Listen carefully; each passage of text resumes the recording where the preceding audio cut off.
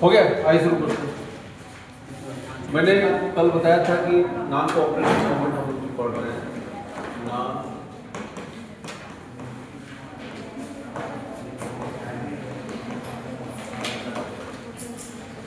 Cooperation movement यानी असहयोग आंदोलन, ठीक है। इसकी जो डेट मैंने बताई थी आपको, क्या क्या, 1 अगस्त 1920 से लेकर के 12 क्या 12 फरवरी 1922 ये डेट इसकी है। दोनों के बारे में बताया था मैंने। और आपको ये जानना जरूरी है कि कोई जब आंदोलन होता है तो उसको पास किया जाता है, कांग्रेस पास करती है, ठीक है ना। 1 अगस्त को तो आंदोलन जो है शुरू हो गया, लेकिन अब इसमें ज़रूरत ये पड़ी कि इस आंदोलन के प्रस्ताव को कांग्रेस की जो कॉन्स्टिट्यूशनल बॉडी है वो पास करे, तब इसे वैलिड माना जाएगा। इसको लेकर के कलकत्ता में एक जो है कांग्रेस का एक स्पेशल सेशन बुलाया गया, एक विशेष सत्र इसके लिए बुलाया गया। लेकिन इस विशेष सत्र में यह कांग्रेस का जो प्रस्ताव है ये पास नहीं हो पाया। क्यों नहीं हो पाया?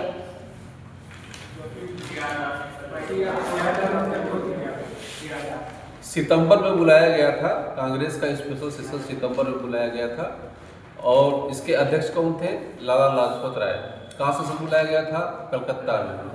यहाँ पर जो असहयोग का प्रस्ताव जो प्रस्तुत किया गया था वह असफल हो गया। विरोध किसने किया था? CR दास ने विरोध। क्यों किया था? इस आंदोलन का जो एजेंडा था कि 2 तरीके से कांग्रेस विरोध करेगी। एक था स्वदेशी, दूसरा था बहिष्कार। तो जो इसमें बहिष्कार का शब्द है उसमें गांधी और CR दास के बीच में डिसएग्रीमेंट था। गांधी का ये मानना था कि बहिष्कार का मतलब संपूर्ण बहिष्कार होता है, और CR दास का ये मानना था कि बहिष्कार में हमको कम से कम इलेक्शन लड़ना चाहिए, और इलेक्शन लड़ करके हम लोग विधानसभा और जो है केंद्रीय विधानसभा में हम लोग पहुँचे और वहाँ पर सरकार का जाके विरोध करें। तो दोनों लोगों में नेताओं के, बड़े नेताओं के बीच में एक पॉइंट पर डिसएग्रीमेंट था। किस पर था? बहिष्कार को लेकर के। ये क्वेश्चन पूछा गया है, इसीलिए मैं तो डिफाइन कर रहा हूँ इसको। तो बहिष्कार को लेकर के CR दास और गांधी के बीच में विरोध था, इसीलिए कलकत्ता में CR दास ने इस प्रस्ताव का क्या किया? विरोध किया, और उनके विरोध के कारण यह प्रस्ताव कलकत्ता सेशन में पास नहीं हो पाया।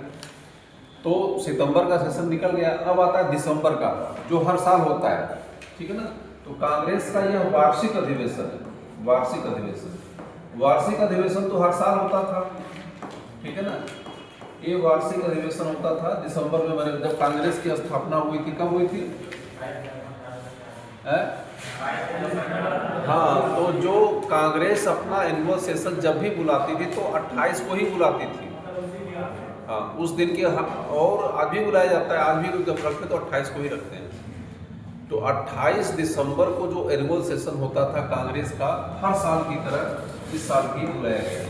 28 दिसंबर या दिसंबर के लास्ट वीक आप कह सकते हैं, 1920 को कांग्रेस का एनुअल सेशन बुलाया गया। अब ये सेशन कहाँ बुलाया गया? नागपुर में बुलाया। कहाँ बुलाया गया? नागपुर में बुलाया गया। नागपुर।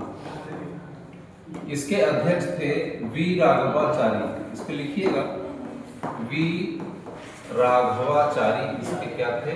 अध्यक्ष। V राघवाचारी इसके अध्यक्ष थे।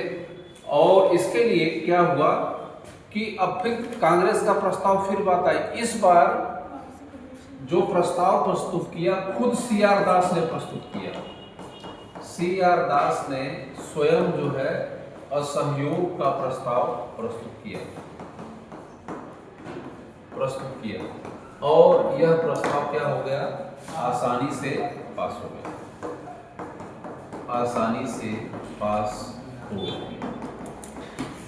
अब CR दास में क्या कोई चेंज आ गया क्या? क्यों चेंज? ऐसा क्या चेंज आ गया?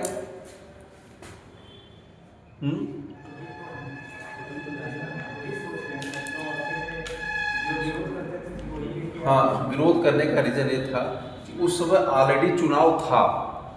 जिस समय कांग्रेस का सेशन हो रहा था उस समय चुनाव चल रहा था या होने वाला था। अब चुनाव हो गया, खत्म हो गया। जब चुनाव खत्म हो गया तो उनका विरोध भी क्या हो गया, समाप्त हो गया। तो अब तो मतलब कोई मतलब नहीं है। इसीलिए यहाँ पर CR दास ने मतलब इसका खुद जो है इस प्रस्ताव को क्या किया, प्रस्तुत किया, क्योंकि इलेक्शन था ही नहीं तो विरोध करने का कोई औचित्य नहीं था। और जिस समय सितंबर की बात थी, सितंबर में चुनाव था, इसीलिए उन्होंने इसका विरोध किया कि अभी हम लोग चुनाव में भाग लें, बाद में फिर देखा जाएगा।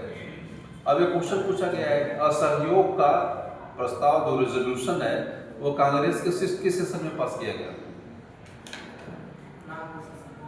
नागपुर अधिवेशन में पास किया, कलकत्ता अधिवेशन में पास नहीं किया गया था। ठीक है ना, इसको क्वेश्चन लिख लीजिएगा कि असहयोग का रेजोल्यूशन या प्रस्ताव कांग्रेस के किस सेशन में या किस में पास किया गया? किसमें पास किया गया था? नागपुर अधिवेशन में। उसके अध्यक्ष कौन थे? वी राघवाचारी। ये क्वेश्चन पूछा गया है जो मैं बोल रहा हूँ। ठीक है, अब इसको लेकर के जो चीजें हैं मैं आपको बता रहा हूँ, इंपॉर्टेंट चीजें हैं। ये हो गया। अब आगे जब इन्होंने प्रस्ताव पास किया गया, दो प्रस्ताव पास किया गया। पहला प्रस्ताव पास किया इन्होंने, पहला किया कि हम बहिष्कार करेंगे। आगे कर लेते हैं इसको, बहिष्कार की इन्होंने बात कही। अब जो प्रस्ताव पास किया गया, जो प्रस्ताव पास किया गया और उन्होंने कहा कि हम बहिष्कार करेंगे, बहिष्कार। अब जो बहिष्कार शब्द की मैंने बताया था ना कि बहिष्कार की जो व्याख्या मतलब कि अरविंद घोष ने किया था। अब गांधी देखिए उन्हीं बातों को फॉलो कर रहे हैं। गांधी जो है अरविंद घोष की ही बातों को कर रहे हैं। अब बहिष्कार में इन्होंने क्या कहा, गांधी जी ने इसको और एक्सपेंड कर दिया। तो गांधी को मैं बार बार कहता हूँ, गांधी कोई एक बहुत मौलिक व्यक्ति नहीं है। गांधी की बस क्या ताकत इसमें है कि दूसरे के विचारों को सोचना, समझना, उसे एक्सेप्ट करना और उसको नई परिस्थिति में क्या करना, लागू कर देना। ये गांधी है, ठीक है ना। तो कोई ओरिजिनल थिंकिंग इनकी नहीं थी। ओरिजिनल थिंकिंग तो अरविंद घोष की थी। तो अरविंद इन्होंने ये कहा, ये क्या हो गया, बहिष्कार में इन्होंने कहा कि वकील जितने हैं, वकील अपनी अब वकालत छोड़ देंगे, छात्र क्या हो गए, अपने स्कूल छोड़ देंगे, लोग अपनी डिग्री यानी जो उपाधियां हैं, जो भी उपाधियां हैं, उपाधियों को क्या करेंगे, वापस कर देंगे। ठीक है ना। और ये बड़ा अपने आप में इनका कि वकील की वकालत छोड़ देंगे, छात्र अपना स्कूलों को छोड़ देंगे, जिनके पास जो डिग्री है उसको वापस कर देंगे। सरकार का कुल मिला करके बायकॉट करने की बात इसमें आई। ये हो गया। दूसरा पॉइंट ये हो गया कि एक तो बहिष्कार हो गया, अब ये स्वदेशी हो गया। स्वदेशी में वकील जो है, लोग छात्रों ने कहा कि अब यहाँ पर विद्यालयों की स्थापना एक बड़ा आंदोलन बन गई, क्योंकि जब विद्यालय स्कूल छोड़ देंगे तो कहीं कहीं तो पढ़ेंगे ना, ठीक है ना। तो स्वदेशी पर इन्होंने जोर दिया। लेकिन गांधी जी ने कुछ एक्सपेरिमेंट और भी इसमें जोड़ा। क्या कि विदेशी जो शराब है, शराब की दुकानों का बहिष्कार करने की उन्होंने बात कही कि जो वाइन शॉप है, उन्होंने कहा कि नहीं, शराब का उन्होंने कहा कि बहिष्कार करेंगे, शराब का बहिष्कार करेंगे। इसके अलावा कुछ उन्होंने पॉजिटिव भी बातें रखी, जैसे उन्होंने कहा कि छुआछूत को समाप्त करने की भी इन्होंने बात कही। इसके पहले इसमें बात नहीं हो रही थी। ये सब बात करने वाले महात्मा गांधी पहले बात, उन्होंने कहा कि छुआछूत क्या करेंगे, हम समाप्त करने की बात हम करेंगे। छुआछूत को समाप्त करने की बात उन्होंने कही। इस आंदोलन के माध्यम से हम किसी प्रकार के छुआछूत को हम बर्दाश्त नहीं करेंगे, ठीक है ना। अनटचेबिलिटी को खत्म करने की बात वो करने लगे। इसके तो एक बहिष्कार हो गया, दूसरा स्वदेशी हो गया, और तीसरा एक सामाजिक मुद्दा भी इन्होंने लेकर चलने का महात्मा गांधी ने प्रयास किया। और इन्होंने ये कहा महात्मा गांधी ने कि अगर इस पूरे आंदोलन को 1 साल चला दिया जाएगा, 1 साल, तो 1 साल के अंदर ही हमारा देश क्या हो जाएगा, स्वतंत्र हो जाएगा। ये महात्मा गांधी खुद का कहना था, उनका राय थी चीज़ों को लेकर। तो पूरे देश में यह आंदोलन जो चलाया गया सरकारी नौकरियों को छोड़ने का, जो सरकारी नौकरी है, देखिए सरकारी नौकरी को छोड़ना, नौकरी छोड़ना, वकील अपनी वकालत को छोड़ देंगे, स्ट्राइक को छोड़ देंगे, छात्र को छोड़ देंगे, लोग उपाधियों को वापस कर देंगे, ठीक है ना। शराब की दुकानों के सामने मतलब कि शराब का बहिष्कार का मतलब है शराब की दुकानों के सामने धरना, इसके बाद फिर सूती वस्त्र बहिष्कार का मतलब विदेशी वस्त्रों का बहिष्कार, ठीक है ना, विदेशी वस्त्रों के बहिष्कार में सबसे अधिक जो सफल हुआ वो विदेशी वस्त्रों का बहिष्कार इनका सबसे ज्यादा सफल रहा। जो भी विदेशी चीज है उसका बहिष्कार करना, इसमें विदेशी वस्त्रों का बहिष्कार यहाँ पर भी किया गया, और इसमें विदेशी वस्त्रों की होली जलाना, गांधी जी ने यह शुरू किया। इसके बाद चरखा जो चलाने की जो परंपरा है, चरखा चलाना की परंपरा भी यहाँ से शुरुआत गांधी जी करते हैं। चरखा चलाना कि इनका ये मानना था कि देश का हर नागरिक, जो भी यहाँ नागरिक है, वो अपने परिवार के लिए, अपने लिए उतना चरखा चलाए ताकि दूसरे पर उसकी डिपेंडेंसी क्या हो जाए, खत्म हो जाए। और महात्मा गांधी नियमित रूप से जब तक वो जिंदा रहे आधे घंटे के लिए ही चरखा चला देते। ये गांधी का प्रतीक हो गया। चाहे सरदार वल्लभ भाई पटेल हो, चाहे जवाहरलाल नेहरू है। जवाहरलाल नेहरू हालांकि इसको पसंद नहीं करते थे, ठीक है ना, लेकिन फिर भी मजबूरी में चूंकि गांधी उनके नेता थे तो उसको इनकार को नहीं कर सकते थे। जितने भी कांग्रेस के नेता थे अपने काते हुए सूत से जो कपड़ा होता था उसी को पहनते थे, दूसरे कपड़े को नहीं पहनते थे, ठीक है। तो यह आंदोलन का पूरा प्रारूप था, इसको लेकर के पूरे देश में चलाया गया, ठीक है ना। ये प्रारूप है। अब प्रश्न आता है कि ये चलाया गया, अब इसमें जैसे कि इसी आंदोलन में कुछ देश के बड़े नेता शामिल होते हैं, जैसे अब मैंने बताया कि विद्यालयों की स्थापना में सुभाष चंद्र बोस जो थे पहली बार इसी समय उभर करके एक नेता के रूप में उभर करके सामने आते हैं, इसी असहयोग आंदोलन में। ये कलकत्ता के मेयर चुने गए सुभाष चंद्र बोस, ठीक है। और जवाहरलाल नेहरू जो कि दो बड़े नाम हैं, यह उभर करके सामने आते हैं। जवाहरलाल नेहरू उभर के सामने आते हैं, एक नेता के रूप में आते हैं। इसके अलावा डॉक्टर लाल बहादुर शास्त्री का नाम बाद में आता है, लेकिन लाल बहादुर शास्त्री का नाम उसी समय 1920 में ही उभर करके सामने आ जाता है, ठीक है ना, लाल बहादुर शास्त्री,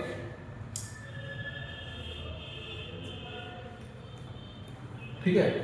ये 1920 में ये स्थापित करते हैं उसको काशी विद्यापीठ विश्वविद्यालय है, काशी विद्यापीठ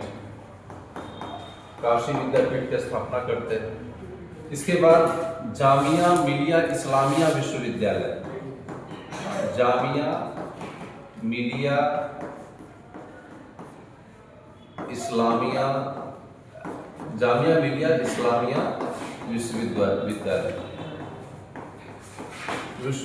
ये दिल्ली में कहाँ गया है, दिल्ली में। इसको स्थापित करने में डॉक्टर जाकिर हुसैन का बहुत बड़ा रोल माना जाता है, डॉक्टर जाकिर हुसैन, ठीक है। अन्ना विश्वविद्यालय, ऐसे तमाम जो है ऐसे शैक्षिक संस्थानों की स्थापना मतलब इस असहयोग आंदोलन में किया गया।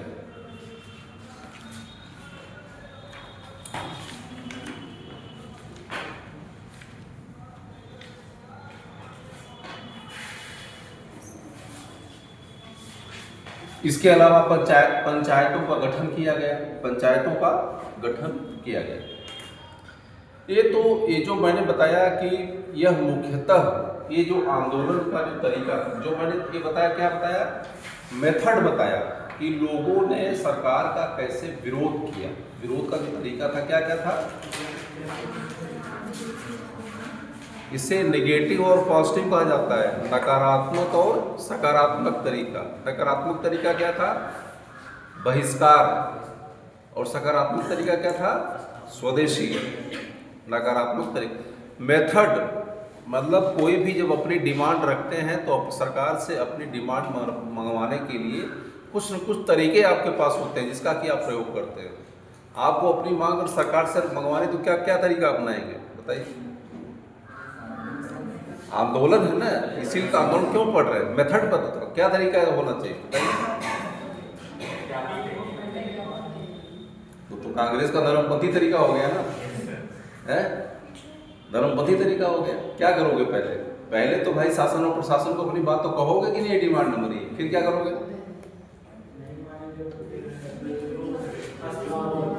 है?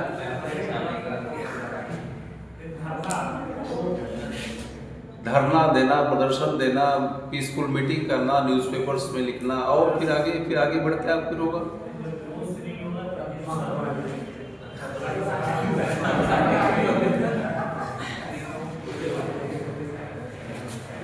मेथड है, अनशन भी कर सकते हो, ऐसी बात नहीं है, जैसे जो गांधी ने किया अनशन भी कर सकते हो आप, ठीक है ना। अब इसमें स्वदेशी और बहिष्कार, क्योंकि कॉलोनियल गवर्नमेंट के विरुद्ध लड़ाई लड़ी जा रही थी ना, सरकार को कमजोर करने के लिए, और स्वदेशी का मतलब है कि हमको अपने को जागरूक भी करना है, ठीक है ना। और आंदोलन जब चलता है तो आंदोलन में अलग अलग किस्म के लोग होते हैं, उनको उनकी अपनी पसंद के हिसाब से काम होता है। आप किसी को ज्ञापन देने की बात कहें तो हर आदमी ज्ञापन देने नहीं जाएगा, भाई ये सब हम काम नहीं करेंगे। किसी को मारना हो तो बताइए, हम मार देंगे। बहुत से ऐसे लोग होते हैं, बहुत से लोग मारने का काम नहीं करेंगे, हम या इलीगल काम हम नहीं करेंगे, वो दूसरा काम बताइए। तो ये वैरायटी ऑफ वर्क्स जो है, बहुत लोग जो है धरना देने में माहिर होते हैं, धरना देंगे, बैठ जाएंगे, आमरण अनशन पर बैठ जाएंगे। तो वेराइटी ऑफ थिंग्स होती है जो कि चीज़ों को क्या करती है। तो मैंने बताया कि ये जो मुख्यतः आंदोलन जो बहिष्कार है, इसके बाद स्वदेशी है, ठीक है ना, और इसके बाद अन्य गांधी के तरीके, अन्य मेथड मैंने बताया, ये 3 तरीका था इस आंदोलन का तरीका, जिसके के माध्यम से लोगों ने क्या किया, विरोध किया।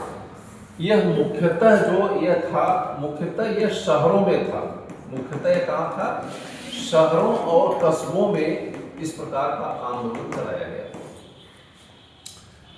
लेकिन दिक्कत यह है, दिक्कत क्या है कि फिर इसके बाद कि यह मोटा रूप है, किसी भी आंदोलन का 2 तरीका होता है।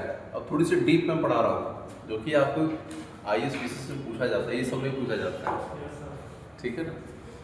अब आंदोलन की जो प्रवृत्तियां हैं, प्रवृत्तियों का मतलब ये हो गया कि स्वदेशी तो बहिष्कार तो चलाया गया, इसके अलावा पूरे देश में किसानों का भी जबरदस्त आंदोलन हुआ। किसका आंदोलन हुआ? किसानों का आंदोलन पहला है। दूसरा है मजदूरों का आंदोलन, मजदूरों का आंदोलन। इसके बाद तीसरा है जनजातियों का आंदोलन, जनजातियों का आंदोलन। पूरे आंदोलन को इस 3 यह इसका एक दूसरा इसका ट्रेंड है, इसको भी देखना, मतलब पूरे देश में किसान था, किसानों ने भी पूरे देश में आंदोलन चलाया।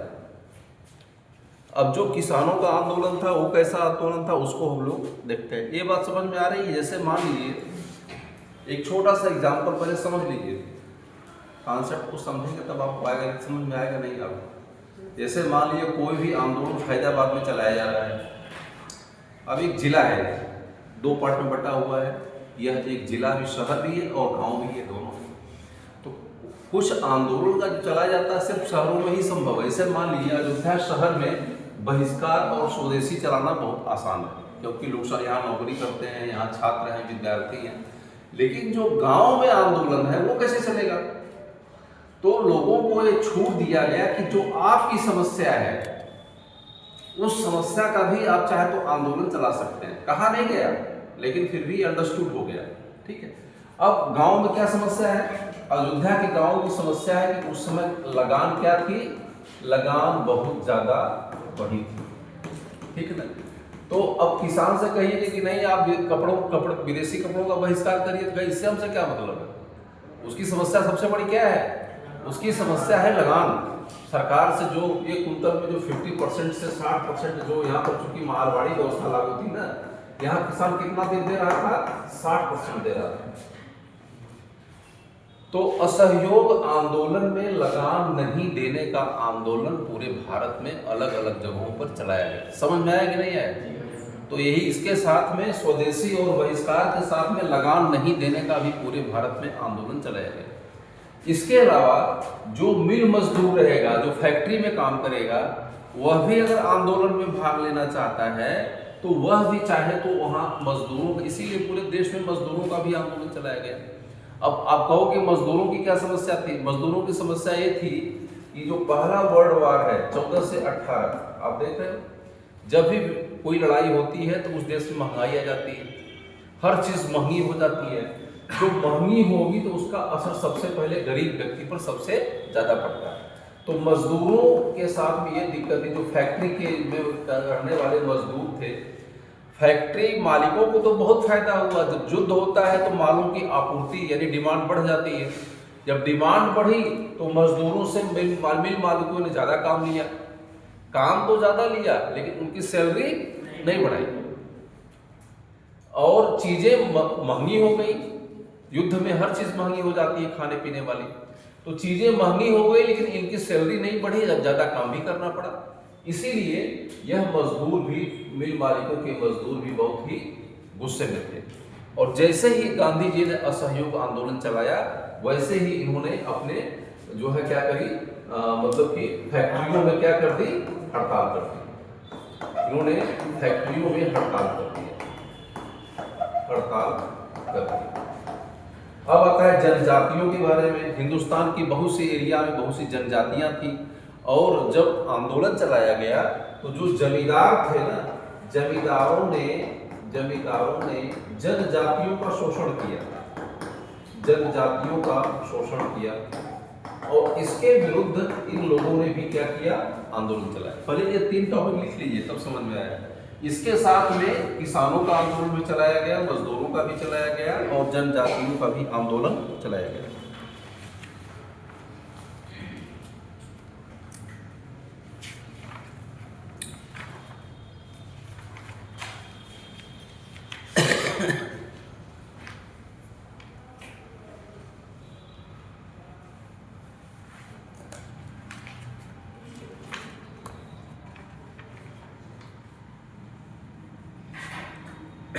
इसमें सबसे पहला जो आंदोलन चलाया गया वो चलाया गया कर नहीं देने का आंदोलन।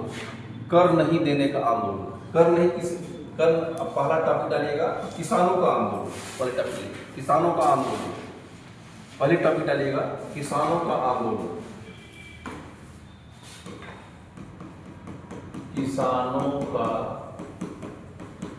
आंदोलन, किसान ने आंदोलन जो चलाया वो था कर नहीं देने का आंदोलन चलाया, कर नहीं देने का आंदोलन चलाया। इसे आप दूसरे शब्दों में कह सकते हैं लगान नहीं देने का आंदोलन, नहीं लगान नहीं देने का आंदोलन इन्होंने चलाया, लगान नहीं देने का आंदोलन।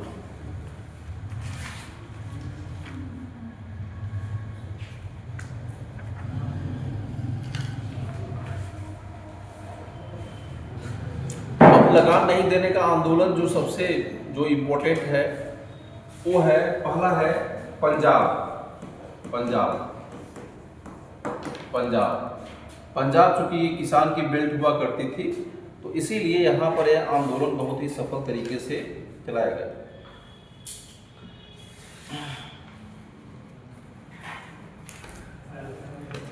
पंजाब में जो आंदोलन चलाया गया, यहाँ पर अकाली, पंजाब में अकाली आंदोलन चलाया गया, अकाली आंदोलन चलाया गया।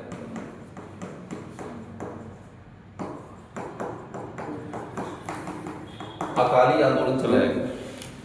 अकाली आंदोलन क्या है मैं आपको पहले बता दे रहा हूँ, पहले समझ लीजिएगा शॉर्ट में, इसके बाद फिर हम देखेंगे इसको।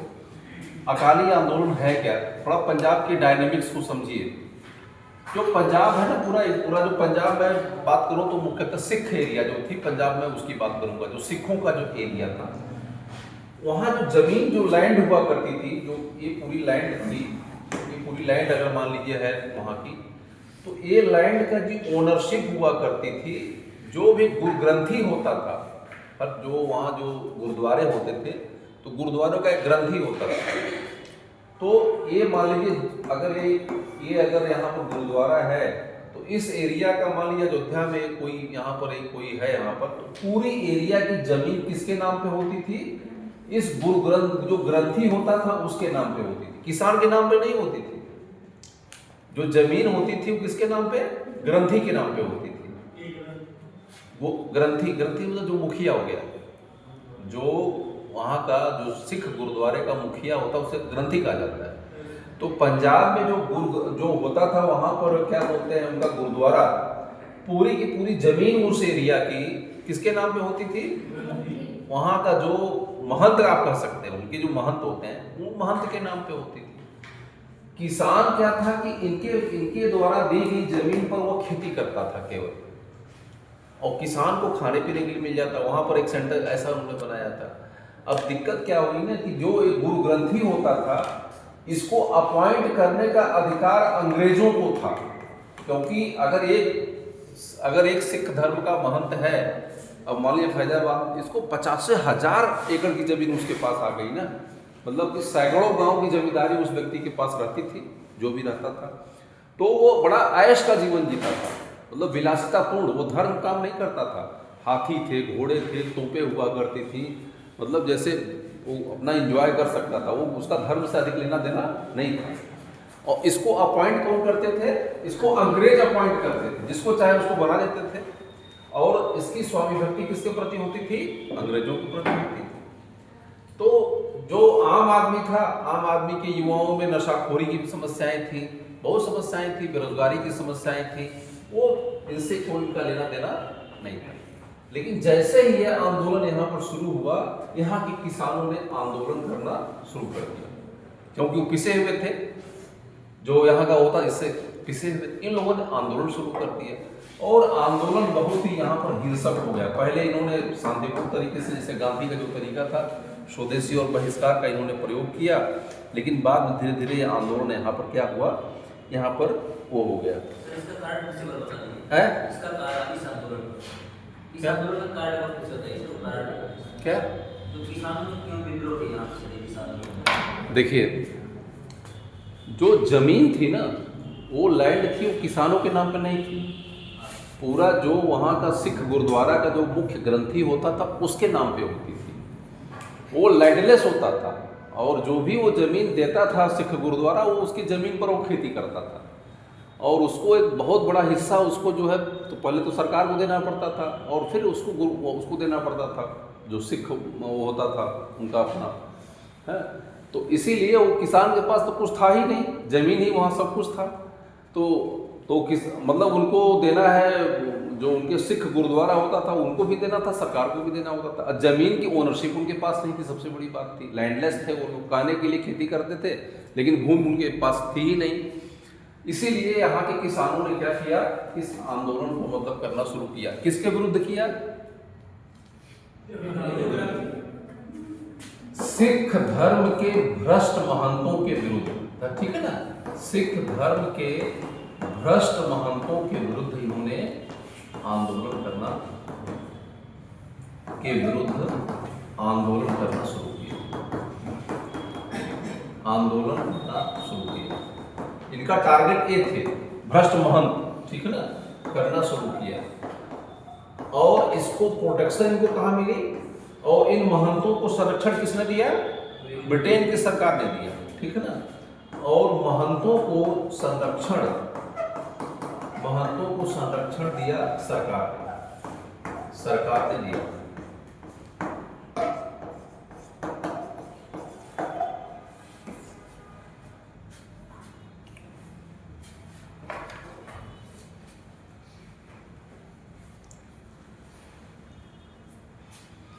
और ये काफी लंबा अभियान चला, मतलब बताया कि जो महंत होता था इसको सरकार ने, अंग्रेजों ने सपोर्ट किया, और अंत में यह फैसला हुआ कि प्रबंधक गुरुद्वारा कमेटी, ठीक है ना, का गठन किया गया।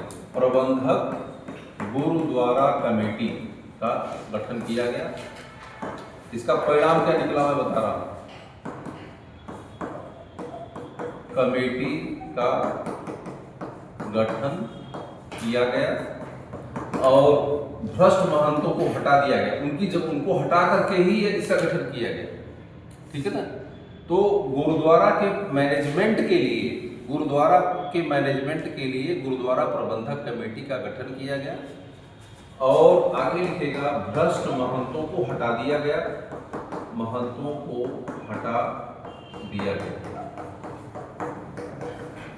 और जो लैंड थी, जमीन थी, वह जमीन जो सिख किसान थे, ठीक है ना, क्योंकि जमीन पहले सिख किसानों के बीच में क्या कर दी गई,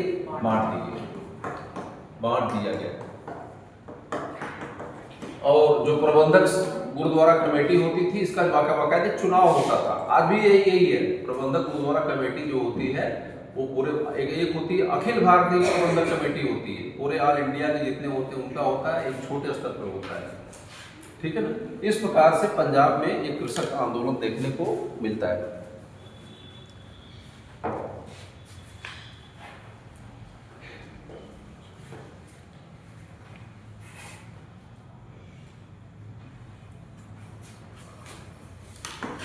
इसके बाद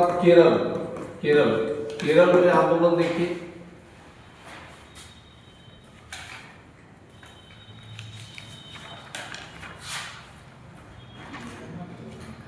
केरल में जो आंदोलन है, इनको केरल को कहा जाता था मालाबार, ठीक है ना, मालाबार। यहाँ पर मोपला विद्रोह हुआ, मोपला विद्रोह, मोपला रिबेलन कहा जाता है, मोपला रिबेलन।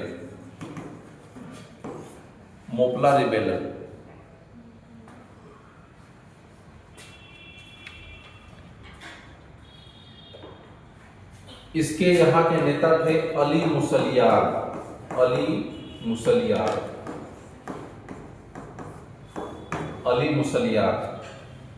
और यहाँ पर एक घटना हुई, उसे कहा जाता है पोडनूर के काल कोठरी की घटना, ठीक है ना। पोडनूर के काल कोठरी की घटना,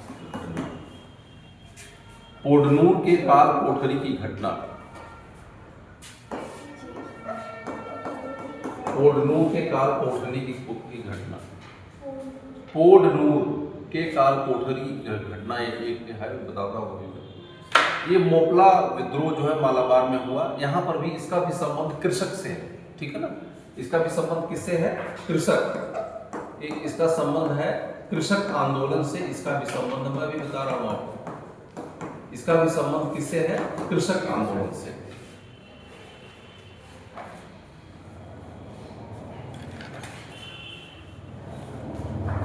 मोपला जो मालाबार का एरिया है, मोपला होता क्या है, मोपला जो शब्द है कि आपको पता है कि जो मालाबार का क्षेत्र है, यहाँ पर अरबों से बहुत पुराना व्यापार होता था। तो अरबी जो है व्यापार करने के लिए मालाबार क्षेत्र में आते थे। तो जो कन्वर्जन सबसे पहले भारत में शुरू हुआ, मतलब इस्लाम को सबसे पहले अगर किसी ने स्वीकार किया तो केरल में सबसे पहले कन्वर्जन हुआ। सबसे पहले और दुनिया की जो सबसे पहली मस्जिद बनाई गई, थर्ड ओल्डेस्ट टेम्पल, वो कहाँ बनाई गई, मालाबार में। किसने बनवाई, कब की बनी हुई, भारत की सबसे प्राचीनतम मस्जिद, भारत की सबसे पुरानी मस्जिद कहाँ बनी है, मालाबार में ही बनी है। किसने बनवाई, एक हिंदू राजा के द्वारा बनवाई गई मस्जिद है वो, है? मालाबार की जो मस्जिद है वो पूरे दुनिया की तीसरी प्राचीनतम मस्जिद है। और मोहम्मद साहब जब जिंदा थे तभी वो मस्जिद बन गई थी, क्योंकि अरबियों का संबंध वहाँ से हुआ करता था। तो वहाँ के ट्रेडर्स जो है यहाँ भारत में आते थे, ठीक है ना। 700 कुछ ईस्वी की बनी हुई है वो, 755-60 की बनी हुई है। और जो दुनिया की तीसरी सबसे प्राचीनतम मस्जिद है, तीसरी प्राचीनतम मस्जिद जो है मालाबार में आज भी बनी हुई है, और उसको ही एक हिंदू राजा ने बनवाया था, ठीक है। तो मोपला के बारे में मैं बात कर रहा हूँ। तो मोपला जो लोग थे ना, मोपला एक कन्वर्टेड थे, मतलब थे जो हिंदू हुआ करते थे, यह मुस्लिम कन्वर्टेड थे। ये लोग क्या थे, हिंदू से मुस्लिम कन्वर्टेड थे, ये लोग हुआ करते थे।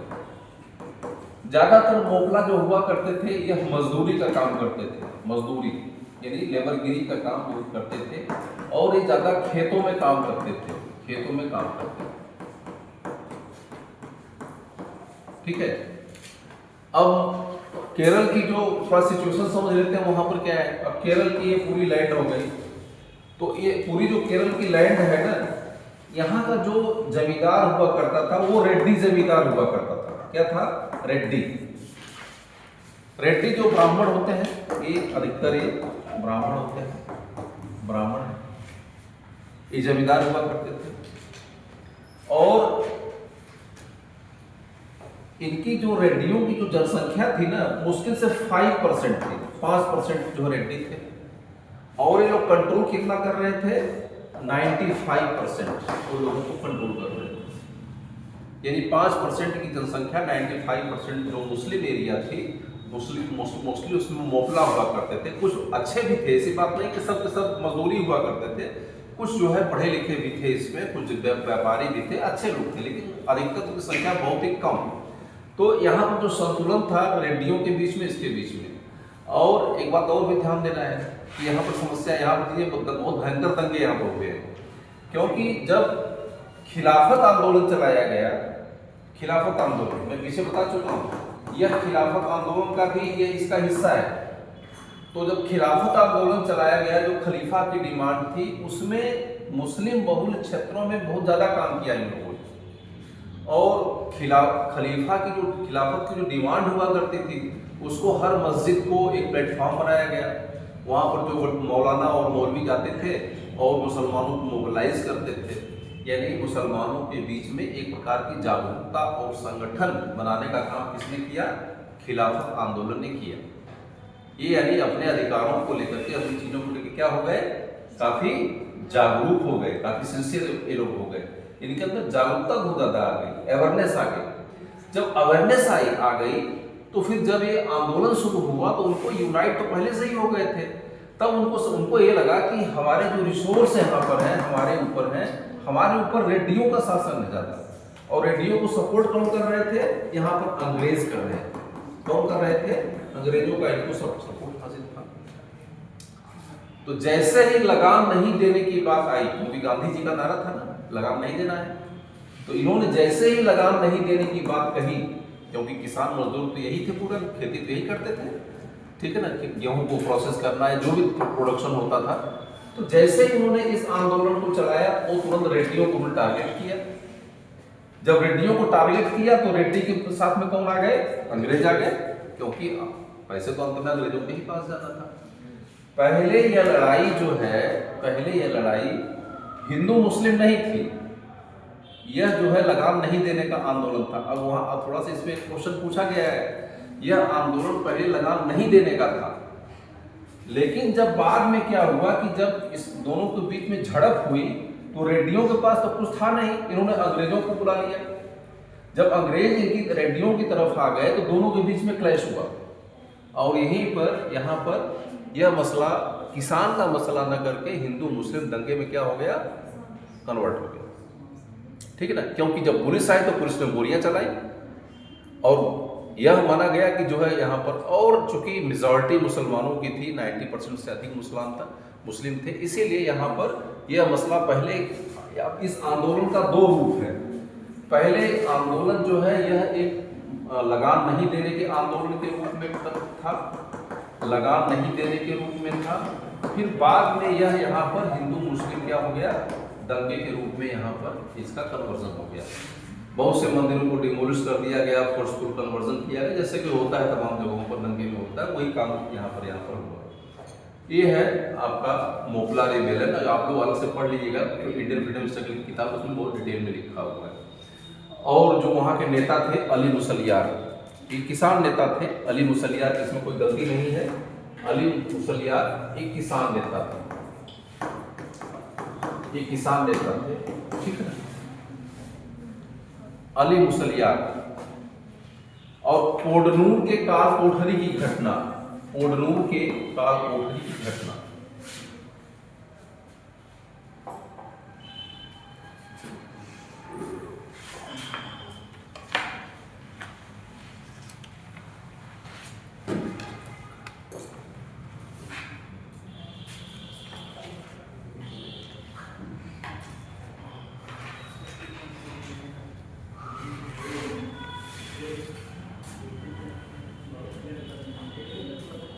हो गया।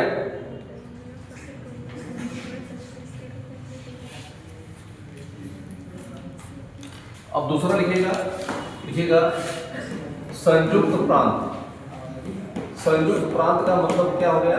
उत्तर प्रदेश, ठीक है ना, उत्तर प्रदेश। संयुक्त प्रांत या उत्तर प्रदेश में कैसा आंदोलन चलाया गया इसके बारे में आपको बता रहा हूं। यहाँ पर जो सबसे बड़े किसान नेता थे वो थे बाबा रामचंद्र। बाबा रामचंद्र, इनका जो क्षेत्र था वो था प्रतापगढ़, सुल्तानपुर, फैजाबाद, ठीक है, रायबरेली। यहाँ के यह एक साधु हुआ करते थे बाबा रामचंद्र, लेकिन ये किसानों के मुद्दों को क्या करते थे? ये उठाते थे। किसानों के मुद्दे को क्या करते थे? ये रेज करते थे बाबा रामदेव। और जवाहरलाल नेहरू, ध्यान रखिएगा, जवाहरलाल नेहरू पहली बार किसी अगर मीटिंग में गए हैं तो यहाँ पर प्रतापगढ़ में जवाहरलाल नेहरू ने पहली बार किसान आंदोलन में भाग लिया।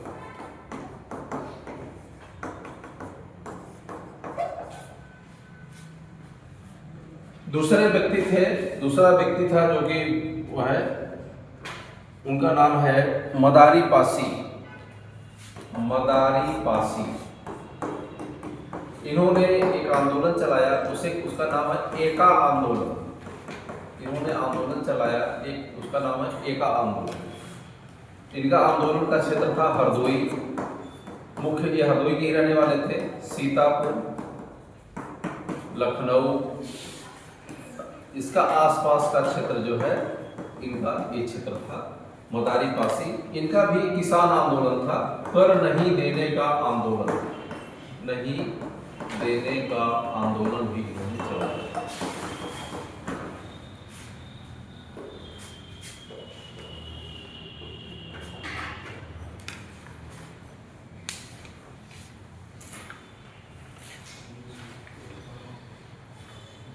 इसके बाद आंध्र प्रदेश, ये सारे किसान आंदोलन ही मैं बता रहा हूँ, ठीक है ना। मदारी पासी ने क्या आंदोलन, कौन सा आंदोलन चलाया था? एका आंदोलन। कहाँ पे? हरदोई, सीतापुर और लखीमपुर खीरी। बाबा रामचंद्र का आंदोलन कहाँ पर था? प्रतापगढ़, सुल्तानपुर, फैजाबाद और रायबरेली। और प्रतापगढ़ में जो बाबा रामचंद्र का जो आंदोलन था ये था, इसमें जवाहरलाल नेहरू ने पहली बार इसमें क्या किया था? इसमें भाग लिया था।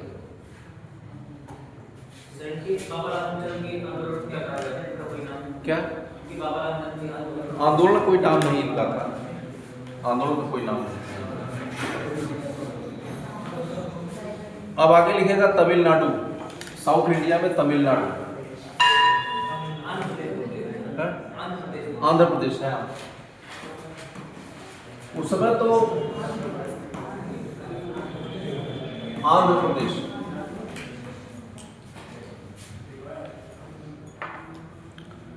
आंध्र प्रदेश का जो क्षेत्र था उसमें है एक जगह है कोंडाडारा।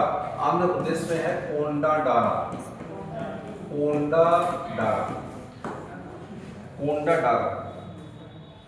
यहाँ पर एक व्यवस्था हुआ करती थी, मुट्ठीदारी व्यवस्था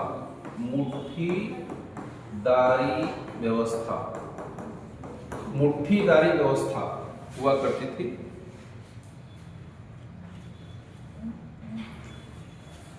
इसके विरुद्ध एक आंदोलन चलाया गया, उनका नाम था राम राजा ये थे, इन्होंने इसको लीड किया था। मुट्ठीदारी व्यवस्था,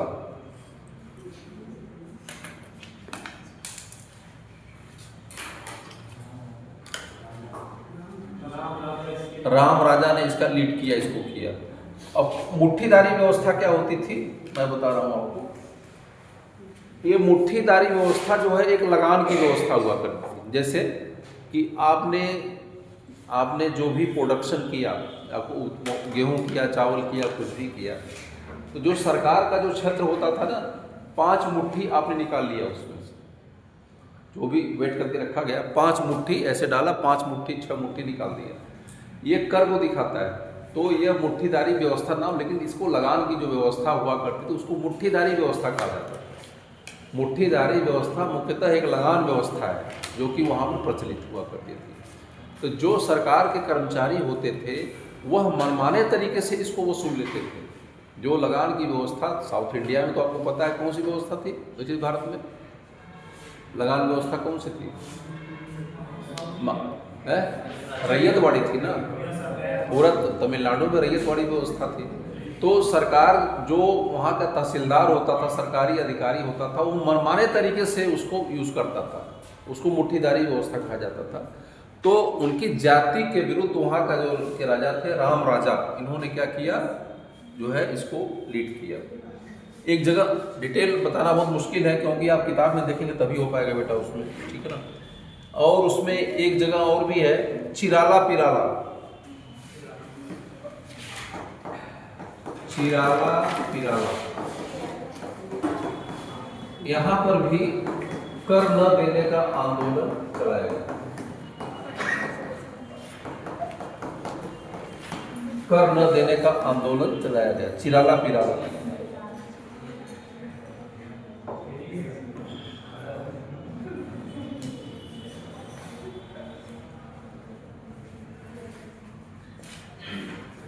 ठीक है, ये बुरा का बुरा हो गया।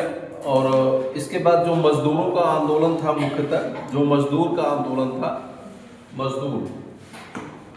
मजदूरों के आंदोलन में ये मैंने जो आंदोलन बताया किसानों का आंदोलन था, ये अब हो गया मजदूरों का आंदोलन। मजदूरों के आंदोलन में जो रेलवे के कर्मचारी थे, रेलवे के कर्मचारी, वो मुख्यतः जो कलकत्ता के कर्मचारियों ने क्या किया, हड़तालें की। इन्होंने हड़तालें किया, लंबी लंबी इन्होंने हड़तालें किया, जिसके नेता इसके थे जे.एम. सेन गुप्ता, जे.एम. सेन गुप्ता, इन्होंने इसको लीड किया।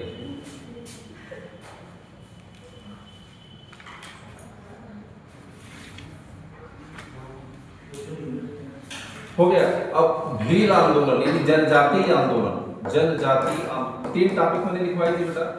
जनजातियों का आंदोलन, जनजातियों का आंदोलन ये चलाया गया राजस्थान में, राजस्थान में चलाया गया। जो जनजातियां थी वो थी भील जनजातियां थी, इन्होंने आंदोलन चलाया। भील जनजातियां, राजस्थान की रहने वाली भील जनजाति थी, इनके विरुद्ध आंदोलन चलाया गया। इनसे जो ये लोग वनों में रहते थे, भील जो वनों में रहते थे, और वनों में किसी प्रकार का कोई कर नहीं देते थे। ये लोग वनों का कर नहीं देते थे,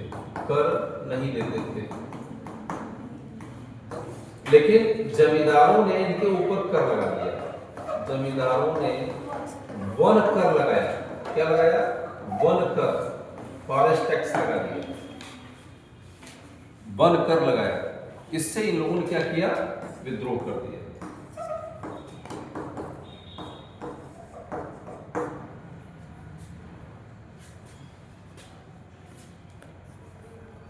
और इसके नेता थे मोतीलाल तेजावत, मोतीलाल तेजावत इसके नेता, मोतीलाल तेजावत इसके नेता थे।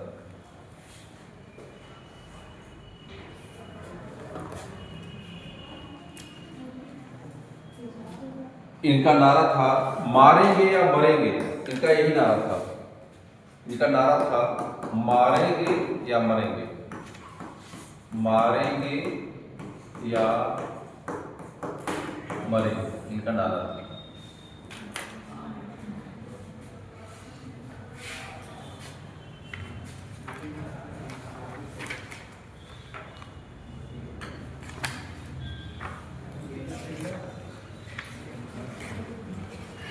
अब ये आंदोलन कैसे समाप्त हो जाता है उसको लेकर के लिख लीजिएगा। 5 फरवरी 1922 की घटना, इसे हेडलाइन डालिएगा, 5 फरवरी 1922 की घटना, 5 फरवरी 1922 की, इसे क्या कहा जाता है? चौरी चौरा कांड। चौरी चौरा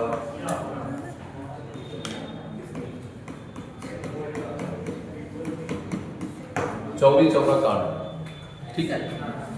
पहले तो Chauri Chaura is the name of the place. ये चौरी चौरा कहाँ पे है? कहाँ पे है? ये गोरखपुर में है चौरी चौरा। यहाँ पर एक आंदोलन निकाला जा रहा था। ये जो आंदोलन था ये एक शांतिपूर्ण आंदोलन था, एक शांतिपूर्ण आंदोलन था।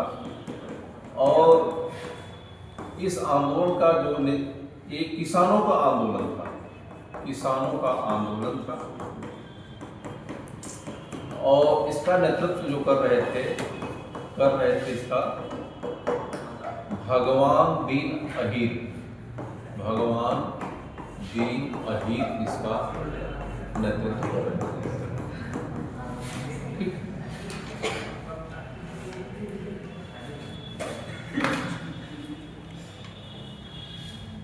अब हुआ क्या कि ये शांतिपूर्ण जुलूस था। जो किसान सब इसमें शामिल थे, किसानों का जुलूस था। और जो जैसे कि होता था, बढ़ी हुई लगान को ये लोग अपना वापस करने की लोग बात कर रहे थे। पीसफुल मीटिंग थी, जब लोग जा रहे थे और नारेबाजी वो लोग करते हुए जा रहे थे, ठीक है ना। अब इसमें पुलिस ने काफ़ी मतलब भड़काने का काम किया, प्रोवोकेशन का काम किया। और ये जो आंदोलन था इसमें कांग्रेस और खिलाफत दोनों का मिला जुला आंदोलन था। इसमें आईएनसी और खिलाफत दोनों का मिला जुला यह आंदोलन था। कांग्रेस और खिलाफत दोनों का यह मिला जुला आंदोलन निकाला। भगवान दीन अहीर इसके नेतृत्व कर रहे थे। यह किसानों का आंदोलन था। बढ़ी हुई लगान नहीं देने की लोग बात कर रहे थे। एक भीड़ थी, लेकिन शांतिपूर्ण भीड़ थी, ठीक है ना। अब इसके ऊपर जो है पुलिस ने क्या किया? पुलिस ने बिना वजह, पुलिस ने क्या किया कि बिना किसी कारण के क्या किया? बिना किसी कारण के लाठी चार्ज किया इनके ऊपर।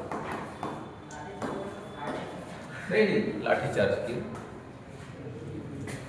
इनके ऊपर बिना किसी कारण के, जो है इन लोगों ने मतलब लाठी चार्ज किया। और जब लाठी चार्ज किया तो बहुत से लोगों के हाथ पांव मतलब वो हो गए, हाथ तो टूट गए। दिक्कत ये थी कि यहाँ पूरी लोकल भीड़ थी। लोकल भीड़ का मतलब कोई आंदोलन हो वहीं के लोग कर रहे हो, तो जो उसमें भीड़ में लोग शामिल होते हैं, आसपास के गाँव के लोग शामिल होते हैं। और गांव के बगल में अगर आप है ना कि आप यहाँ से किसी के, आपकी अयोध्या में किसी से भिड़ जाती है तो कहते हो चलिए तो हम देख लेंगे चल कर, ठीक है ना। यहाँ तो आप कुछ नहीं कर रहे हैं, गांव के बगल से निकल के दिखाइए, समझ में आ जाएगा, ठीक है। सुने का ये तो हर आदमी धमकी देता है, कोई कौन से नहीं बात है। कोई ट्रेन में मिल गया, अच्छा ट्रेन में मिल गया, अगर ट्रेन उधर बस में मिल गया, समझ में आ जाएगा। तो कितनी बार घंटी लग रही है? अभी 3 बार तो घंटे के अंदर छुट्टी लोग घंटी लगती है। अच्छा पेपर था। तो इसमें जो था, इसका मुख्य रीज़न ये था कि ये जो आंदोलन निकाला जा रहा, इधर बेटा इधर तो ये जो आंदोलन निकाला जा रहा था इसमें क्षेत्रीय आसपास के गांवों की भीड़ थी। और सब लोग जो है, शाम का टाइम था और क्षेत्र बाजार में होता है। पुलिस ने सबको दौड़ा के लाठी से मारा, बिना विदाउट एनी रीज़न। कोई प्रोवोकेशन से नहीं होता है। पुलिस वालों कोई डंडे से मार दे, कोई ईंटे से मार दे, तब समझ में आता है। विदाउट एनी रीज़न जो है पुलिस ने लाठी से पीटा। तो उन लोगों ने कहा कि मैं आपका हिसाब अभी हम करते हैं। तो यह सूचना आसपास के गाँव में फैल गई। सब लोग बुजुर्ग और बूढ़े लोग हुआ करते थे या बेचौर लोग थे। ये सूचना तुरंत गांव में पहुंची। गांव से अपना लोग चढ़ गए कि यार कैसी हिम्मत कैसे हुई मारने की। तो एकाएक भीड़ इकट्ठा हुई। जब भीड़ इकट्ठा हुई तो पुलिस वाले वहां अपनी जान बचाने के लिए पीछे बैठ गई। एक थाने में कितनी भीड़ होती है? बहुत 30-40 लोग होते हैं, इससे अधिक तो होंगे नहीं। तो जब हजारों की भीड़ इकट्ठा हो गई और यह बात पूरे गांव में आग की तरफ फैल गई कि फलाने आदमी मारा गया, फलाने आदमी मारा गया। हर गांव से जो है 100 आदमी जो डंडा लेकर के निकल आया अपना। जब 200-500 की भीड़ हो गई तो पुलिस ने हवा में गोलियां चलाई। अपने को डिफेंस करने से किया जाता है, हवा में गोलियां चलाई तो डर जाएंगे, लेकिन 1000 की भीड़ थोड़ी डरेगी। जो मारो, कितने लोग गोली मारोगे। अब ये लोग भागे अपनी जान बचाने के लिए वहां से। जब जान बचाने के लिए अपनी भागे तो अंतिम उनकी शरण क्या बची, पुलिस थाना। तो पुलिस थाना में आकर के इन लोगों ने क्या किया, शरण लिया, आकर के सरेंडर लिया और थाने को चारों तरफ से क्या कर दिया, बंद कर दिया। यह चीजें और भी खराब कर दिया इन्होंने बंद करके। अगर कम्युनिकेशन किए होते, यानी बात किए होते और लड़ने के मूड में नहीं होते तो फिर चीजें साथ उसका रास्ता निकल जाता। थाने में बंद कर दिया, गेट बंद करके, और उन्होंने पोजीशन कुछ हवाई फायरिंग भी किया। इससे मसला और भी खराब हुआ। लोगों ने क्या किया, पूरे के पूरे थाने को तोड़ के मिट्टी का तेल छिड़का और क्या किया, आग लगा। अब इस आग लगाने में 22 पुलिसकर्मी क्या हो गए, 22 पुलिसकर्मी इसमें जिंदा जल गए, थाने में जिंदा जल गए। हालांकि इसमें कोई अंग्रेज नहीं था, सब के सब भारतीय ही थे जो कि अंग्रेजों की सेवा में थे। 22 जो जिंदा जल गए उसमें सब के सब भारतीय ही थे, कोई उसमें विदेशी नहीं था। लेकिन ये थी सरकार के कर्मचारी थे उसमें।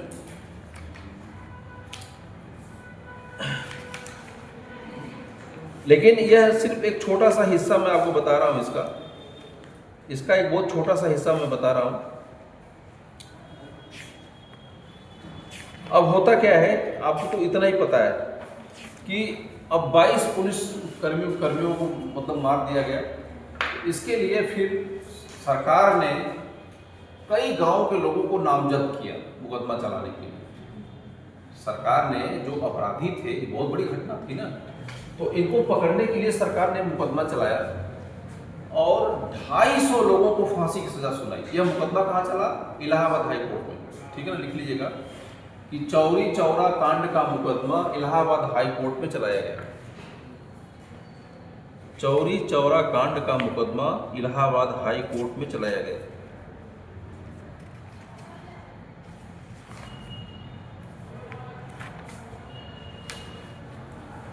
आंदोलनकारियों की तरफ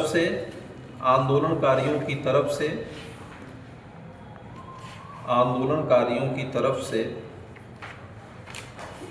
मदन मोहन मालवीय ने निःशुल्क पैरवी किया।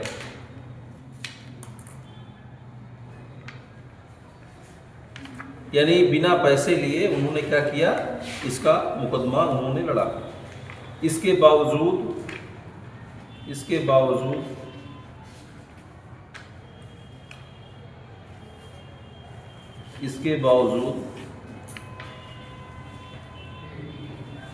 250 लोगों को फांसी की सजा सुनाई दी गई।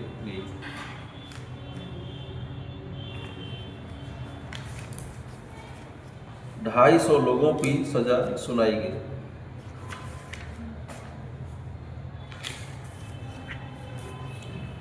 बाद में इसकी संख्या को कम करके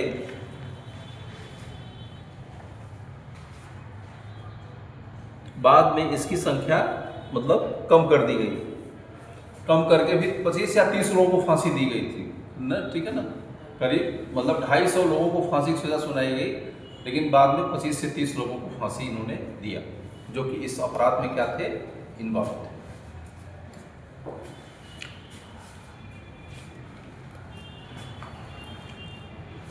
अब इसकी सूचना लिखेगा कि अब आंदोलन को 5 तारीख को चौरी चौरा होता है, 5 फरवरी।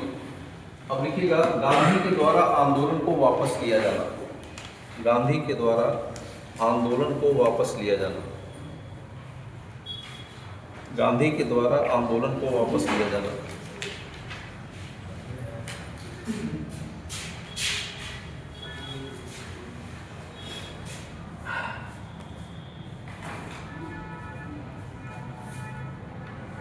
लिखेगा जिस समय चौरी चौरा की घटना हुई उस समय महात्मा गांधी, जिस समय चौरी चौरा की घटना हुई उस समय महात्मा गांधी